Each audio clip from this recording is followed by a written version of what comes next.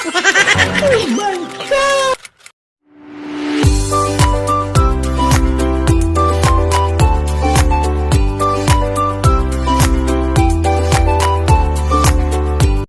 Hello guys! So ngayon, ituturo ko sa inyo kung paano ako nagda-download ng mga sounds effect or mga memes or memes sa aking video, sa aking vlog, sa pag-i-edit ko ng vlog.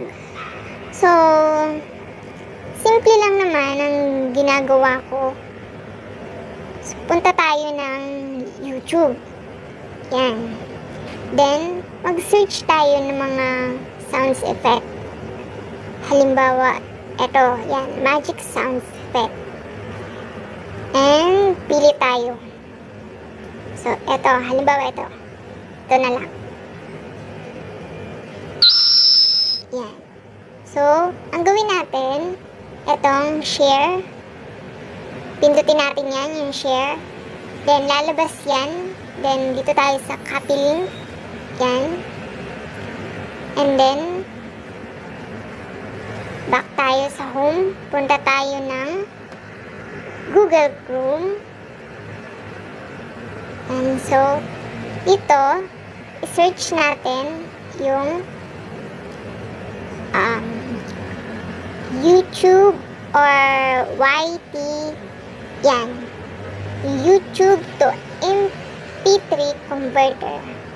So, pag type nyo yan, lalabas na yan dyan. So, pindutin nyo lang yan.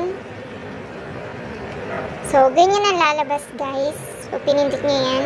YouTube to MP3. Nabubulol ako. Then, kapag ang gusto nyo i-download is sounds, mga sounds, automatic MP3 yan. So, naka-MP3. So, ang gawin natin, di ba, kinopy natin yung kinuha natin sa YouTube. Then, ang gawin natin is long press lang siya, then i-paste natin, then convert. So yan, mag-i-initialize yan, then pagtapos na mag-initialize, download. Yan guys, so ayan siya sa baba.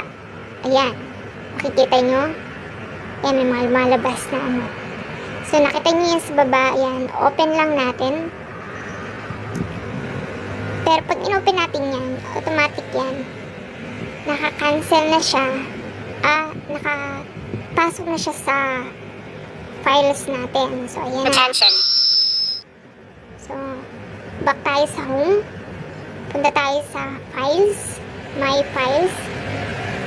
So, ayan na siya. Nandito siya, guys. Ayan. Nag-download na siya dyan. Ayan, guys. Then, ang ginagawa ko is, para mas madalian lang ako, guys, ginagawa ko is, iminumove ko siya. So, yan. Nilong press ko lang siya. Then, ayan, piliin natin yan.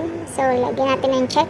Then, dito sa baba, may pamimilian dyan. Move, copy, yan, etc. So, ito lang naman ang pipiliin natin, yung move. Move. Then, back tayo dito sa eto. Dito ko siya dinadala sa internal storage ko. Then, hanapin ko yung KineMaster.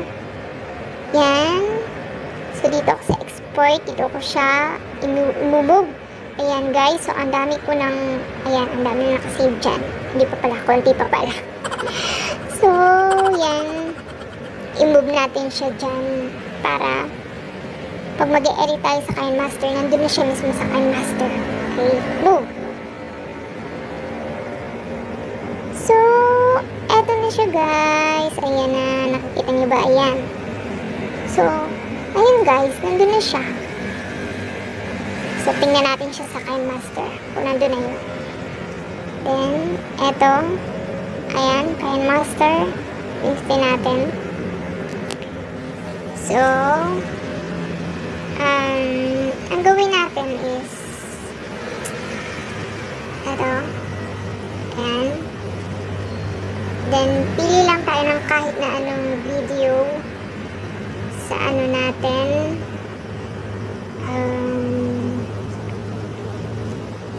Kunwari kunwari lang to ha.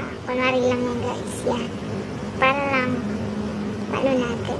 Tapos tingnan natin dito. So, dito sa audio, nandiyan na yung sinave natin na galing sa YouTube. Ikinapi-paste natin sa YouTube converter sa Google, then minove natin siya sa KineMaster. So, nandito na siya guys. Ayan na siya. Ayan na. So, ayan guys. Ginagawa ko siya is, ayan. Diyan ko lahat siya i-minove para mabilis lang guys. Para pag pipili na ako ng mga music, ayan, pindutin ko lang yung audio. So, nandiyan na siya.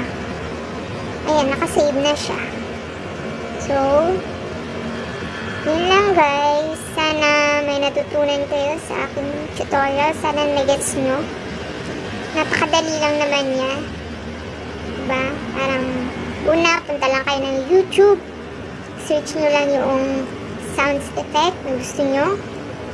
And then, punta kayo sa Google. I-search nyo doon yung YouTube converter.